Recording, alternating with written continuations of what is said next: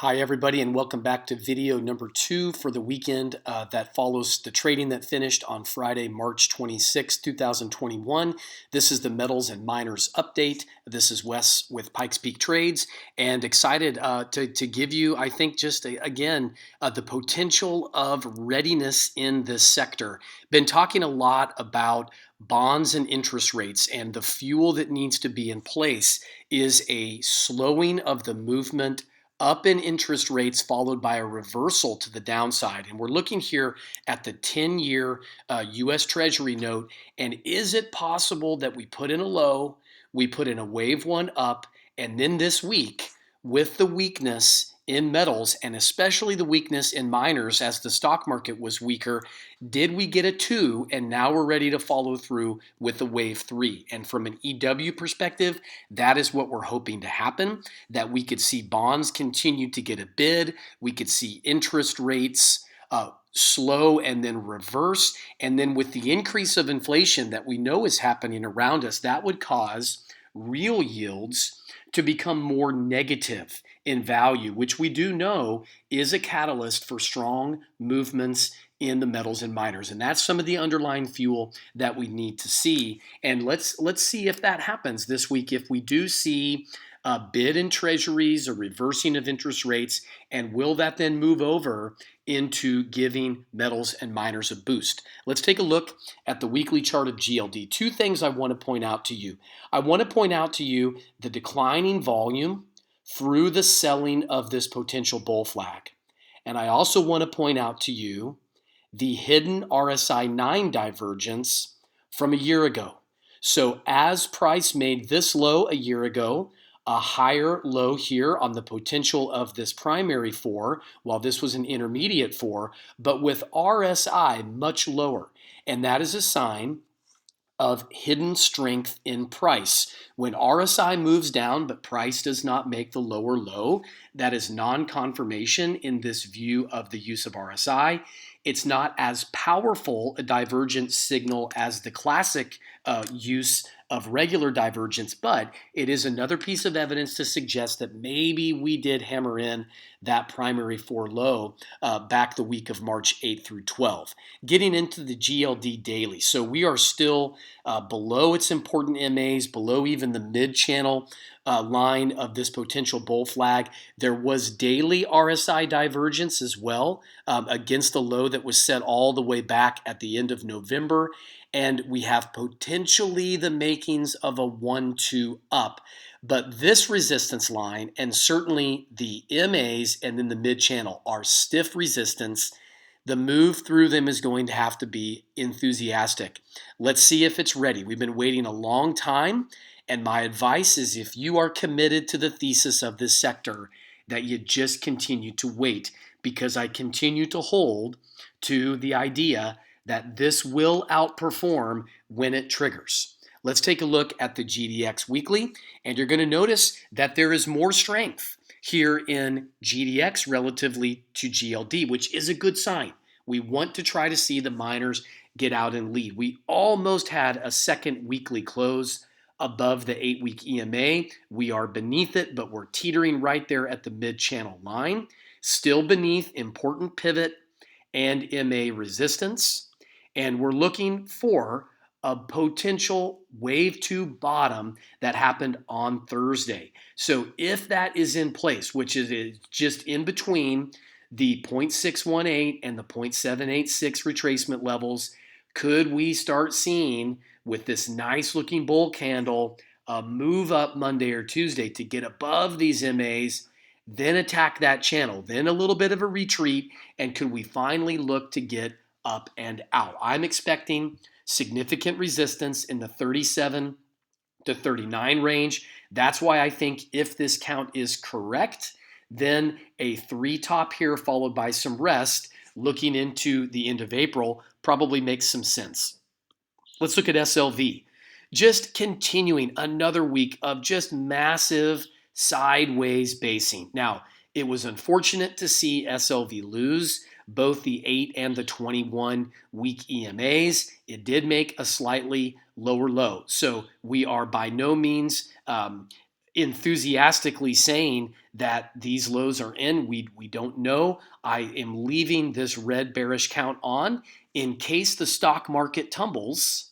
You got to have a bearish count for metals and miners, and it's there if we need it. But as long as we are above this 50-week, as long as we're hanging out close to the top of the consolidation range and these weekly MAs, I'm optimistic that we could still get a boost in a nested 1-2 count. Now that count is looking stretched. It is certainly stretched. We lost this low this week at 2305. We're just barely hanging above the next invalidation low, which is 22.84. If that followed by 22.74 give way, then this bullish count is lost. And that would be very damaging and probably would be coinciding with a much more significant top in metals and miners. And also, I think, would be coinciding with the bearish resolution in the general stock market.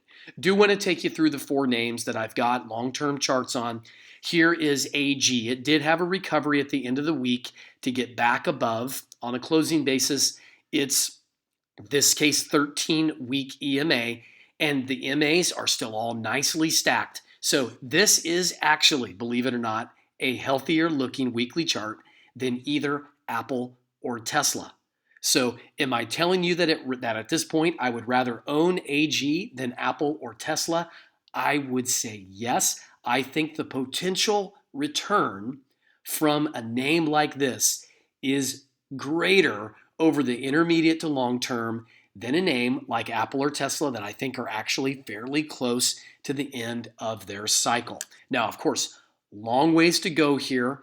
On the daily chart, I think we've potentially got a nested 1-2. Obviously, if 1513 and then 1501 are lost on AG, then this bull count again is suspect.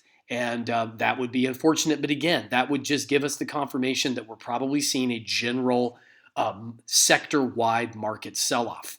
Want to look at CDE next. You're going to notice it's just hanging on to the lower part of its up channel.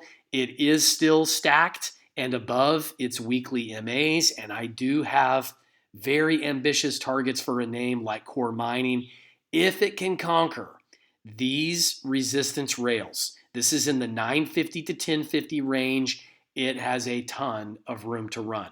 Take a look at Fortuna, FSM. So is it moving up with the back test out of this potential bull flag? That is what the bulls are hoping for. It has a little bit of sideways action here on its RSI 9 as prices continue to move sideways. So that is not a confirmation of more bear momentum. It's really just hanging out neutrally, waiting resolution with the rest of the group. But just look how long this sideways consolidation. We're talking here about 8 months of sideways action. And I do think when it breaks, it's going to break big. Could it be down? Yes. But the optimism is there. The fuel is potentially there. And the counts for the rest of the general stock market are there as well. We'll finish here with Hecla.